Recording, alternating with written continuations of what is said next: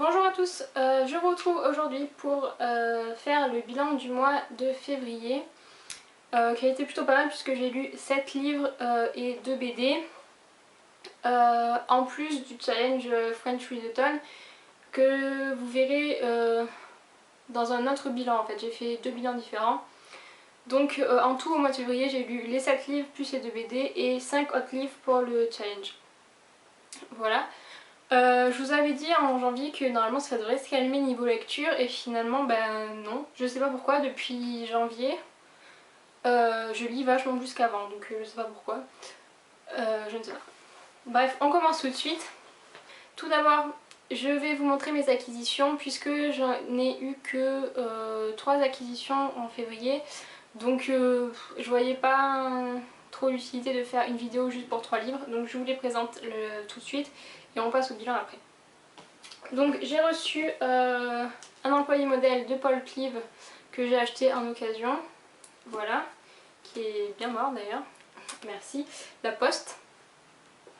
Ensuite j'ai reçu 2 trocs. Donc Heather Mallender a disparu de Robert Goddard. Voilà. Ça fait un moment qu'il était dans ma wishlist. Et ben voilà, je suis contente de l'avoir reçu. Et j'ai reçu l'étrange cas du Dr Jekyll et de Mr Hyde de Robert Louis Stevenson. Pareil, un classique qui est dans ma wishlist et donc voilà, je suis contente de l'avoir reçu aussi.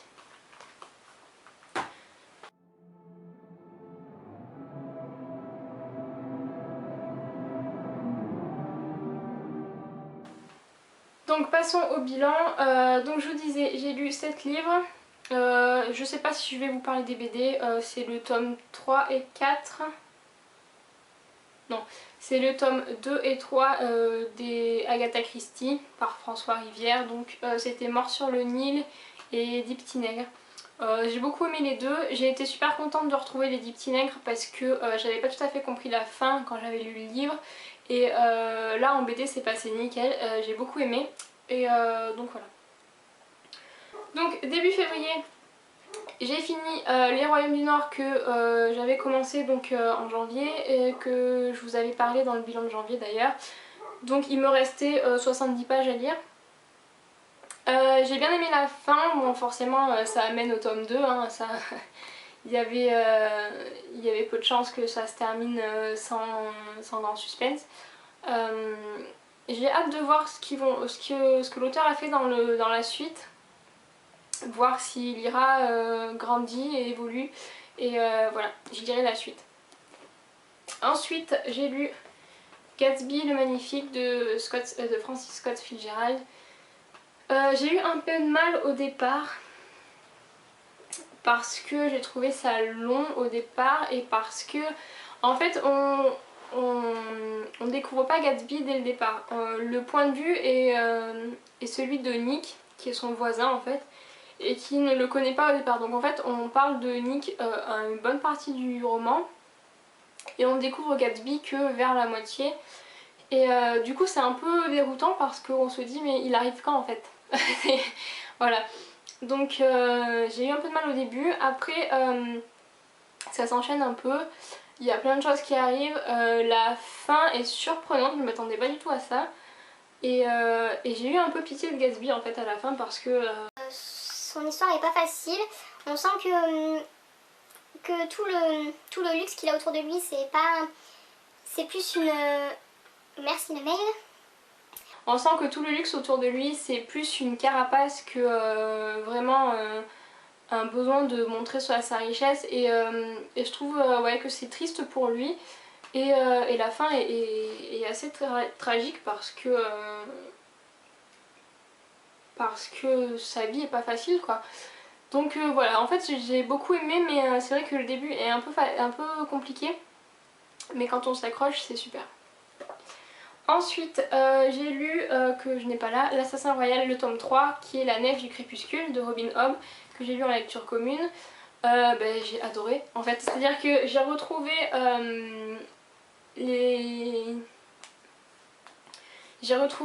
ce que j'avais ressenti pour le premier tome, donc le premier tome où on découvre Fitz, où on découvre sa vie, où on découvre Castelcerf et où tout est nouveau, tout est magique et voilà, il se passe plein de choses. Le deuxième tome était un peu plus... m'avait un peu moins plu. Et là le troisième tome c'est génial. En fait au départ j'ai eu un peu de mal à rentrer dans l'histoire parce que je m'attendais à voir un certain personnage qui arrivait assez tard en fait. Et du coup voilà, je me suis dit mince, j'ai dû oublier un truc qui s'est passé dans le tome 2 ou je sais pas. Et en fait d'un coup ça part et c'est magique quoi, parce qu'en plus la fin est juste horrible quand tu n'as pas le tome 4 à côté de toi. Parce qu'il se passe un truc de fou et enfin bon c'est un tome 3 donc je peux pas vous raconter. Mais voilà, j'ai adoré et j'ai très hâte de lire le tome 4. Ensuite j'ai lu Marvin, la saison 1 l'intégrale de Vincent Virgin que j'ai reçu pour la masse critique de Babelio. J'ai bien aimé mais c'est assez compliqué en fait. Enfin le format est sympa parce que c'est donc en épisode. Donc l'édition, c'est les éditions de la Bourdonnais. Les éditions ont choisi de découper en épisodes qui sont censés durer 20 minutes de lecture. Donc moi j'ai regardé, je lis un épisode entre 15 et 20 minutes. C'est facile à lire mais enfin ça se lit vite puisque c'est découpé en chapitres et en épisodes. Donc on a l'impression de tourner les pages vachement vite. Mais le style de l'auteur est très particulier au départ. Parce que il y a des passages où c'est comme des poèmes en fait, c'est écrit en strophes, je sais pas comment vous expliquer. C'est assez compliqué parce que du coup on sait pas d'où ça vient, on sait pas si c'est le personnage qui réfléchit comme ça ou si c'est juste une métaphore, enfin c'est assez compliqué. Moi j'ai un peu de mal sur ces passages là. Sinon l'histoire en elle-même est sympa, mais je me suis pas attachée au personnage principal, donc Marvin, parce que je l'ai trouvé très susceptible et je sais pas, je l'ai trouvé bizarre en fait, j'ai pas apprécié, alors que l'inspecteur que l'on suit d'un autre côté qui s'appelle Miles est vachement plus touchant je trouve parce qu'il a un passé un peu plus compliqué et on sent vraiment qu'il est perdu et donc voilà, j'ai préféré Miles à Marvin. Parce que Marvin il est énervé mais on sait pas pourquoi, enfin il a une vie un peu triste, un peu monotone, il va au travail tous les jours, il prend le métro, enfin je veux dire comme tout le monde quoi, je veux dire c'est pas pour ça qu'on tue des gens. Et voilà, j'ai un peu plus eu du mal avec Marvin, ce qui est dommage vu que c'est quand même le personnage principal et que c'est le nom de la série quoi. Mais voilà, mais je serais contente de lire la suite parce que je veux bien voir où ça nous mène.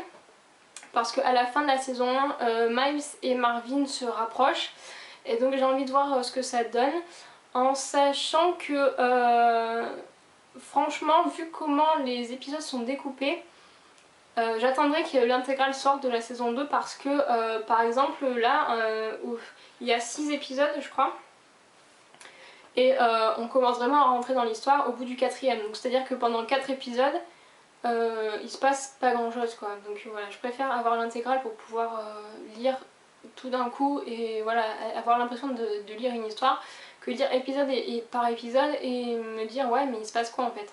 Donc voilà, j'attendrai la saison 2.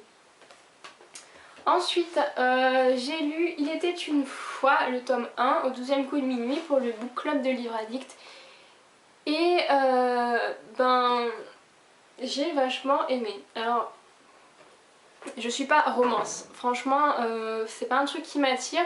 Là j'ai été attirée parce que ça a été présenté comme une réécriture de conte, que en ce moment ça m'intéresse beaucoup, même si Cendrillon c'est pas mon conte préféré, je suis pas, c'est pas un conte qui me plaît beaucoup, mais j'ai quand même bien aimé parce que ben justement on s'éloigne beaucoup du conte original. En fait, on s'en sert au départ pour poser la situation familiale de Kate, donc qui est le personnage principal, et ça revient vite fait à la fin pour le dénouement, enfin bon, bref, voilà. C'est vraiment des petites anecdotes dans le roman qui font penser au conte, mais c'en est quand même très loin. Et j'ai beaucoup aimé parce que justement, les personnages et l'histoire se suffisent à eux-mêmes et n'ont pas vraiment besoin de se raccrocher au conte pour exister et pour donner un truc sympa. Donc j'ai beaucoup aimé, l'histoire est originale et sympa, j'ai beaucoup aimé le contexte historique qui est assez flou parce qu'il n'y a pas de date précise et l'auteur le dit dès le départ, elle n'a pas voulu de date précise pour justement coller au conte et donc voilà, pas pouvoir mettre un contexte précis. Mais j'ai beaucoup aimé et voilà, j'ai craqué un peu pour Gabriel, je l'avoue. Parce que voilà, c'est les mecs arrogants comme ça, qu'on sait pertinemment qu'ils sont arrogants parce que ils ont quelque chose à cacher et que finalement ils sont pas si cons qu'ils en ont l'air. Et donc voilà, j'adore les gens comme ça. L'histoire d'amour est super sympa, c'est pas niais. Parce que Kate est vachement autonome et je parle vite, je trouve. J'arrive pas à respirer. Bref. Parce que Kate est autonome et elle se laisse pas faire et donc voilà, j'ai beaucoup aimé. J'avais un peu peur des scènes de sexe, fatalement. Finalement j'étais surprise parce qu'il n'y en a pas tant que ça, il y en a que 2 vraiment. En plus elles arrivent assez tard dans le roman, donc du coup c'est assez cohérent avec la relation entre Kate et Gabriel. Enfin je veux dire, ça arrive pas comme ça dès qu'ils se voient quoi. En plus c'est sympa parce que c'est bien raconté, c'est pas juste une scène de sexe pour mettre une scène de sexe, c'est un passage du roman qui est très important pour la relation entre les deux personnages et j'ai beaucoup aimé. Voilà, et du coup je voulais pas parler, enfin je pensais pas parler de ça au départ, mais il y a eu une question pendant le book club par rapport à l'épilogue et c'est vrai que j'ai trouvé que finalement c'était important d'en parler. L'épilogue est super sympa parce que dans les contes on finit avec ils vécurent heureux et eurent beaucoup d'enfants. Voilà quoi, et ouais sympa mais bon il se passe quoi sinon. Et là on a vraiment un épilogue avec ce qui se passe après et j'ai adoré, voilà. Donc je lirai la suite parce que le tome 2 c'est La Belle et la Bête et du coup le conte de La Belle et la Bête m'intéresse un peu plus que Cendrillon, donc en plus apparemment il est meilleur que le tome 1, donc voilà, j'ai très hâte de lire la suite. J'ai ensuite lu La Peur de Stefan Zweig qui est une toute petite nouvelle. J'ai aimé découvrir la plume de Stefan Zweig parce que je connaissais pas du tout. Je trouve que pour un auteur classique c'est assez facile à lire, c'est assez simple, même si il se base beaucoup sur les sentiments et donc du coup il n'y a pas énormément d'action mais c'est quand même très intéressant. Par contre le personnage principal qui est Irène, j'ai pas pu me l'encadrer, c'est à dire que la fille elle pleurniche du début à la fin, enfin heureusement il n'y a pas énormément de pages, il y en a 120 mais voilà quoi. Du début à la fin elle pleurniche, elle pleure sur son sort alors que c'est elle qui l'a cherché finalement et que elle fait rien pour changer l'histoire quoi. Elle est tout le temps en train de subir ce qui se passe et voilà, moi ça m'a énervée. La fin est sympa parce que du coup ça, après avoir lu 100, 110, 115 pages sur les sentiments d'Irène et voilà sur ses pleurnicheries, on a un tout petit peu la vision des choses du mari dans le sens où la fin faut la comprendre, faut la voir du côté du mari et je trouve ça intéressant. C'est un peu une fin ouverte parce qu'on n'a pas l'explication réellement de ce qui s'est passé, de pourquoi, du comment, mais j'ai trouvé ça sympa. Donc j'ai peut-être changé de place, de coiffure, de je ne sais quoi, c'est que ça a coupé, j'avais plus de batterie. Donc je vais vous parler du dernier livre que j'ai lu avant le challenge.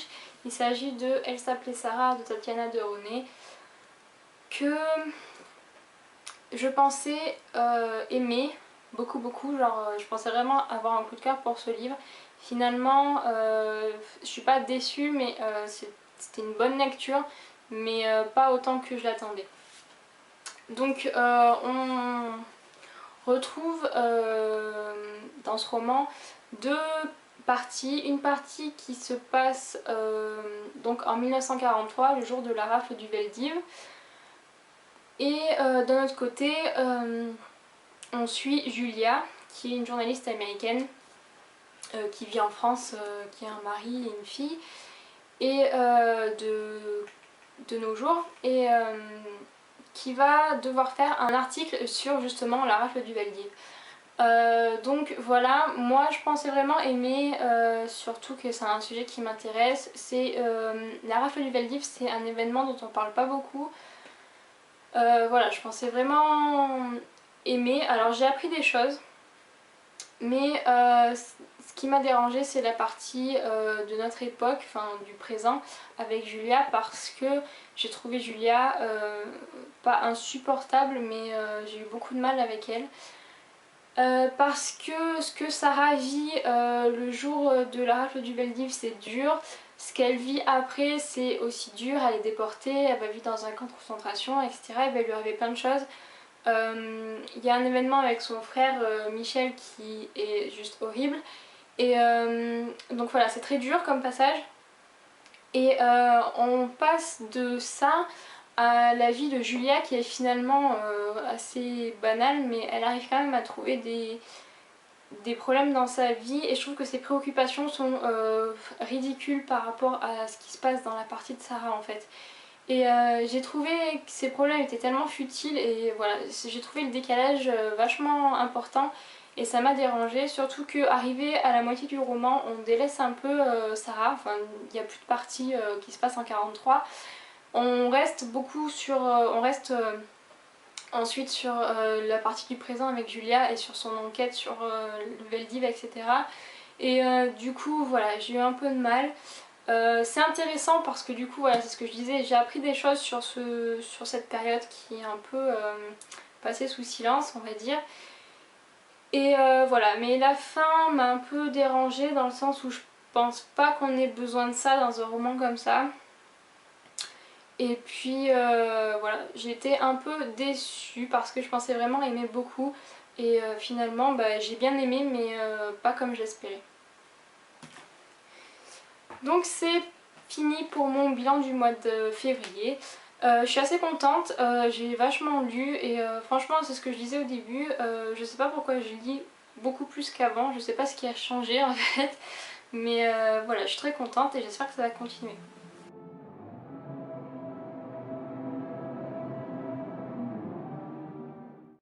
À très vite!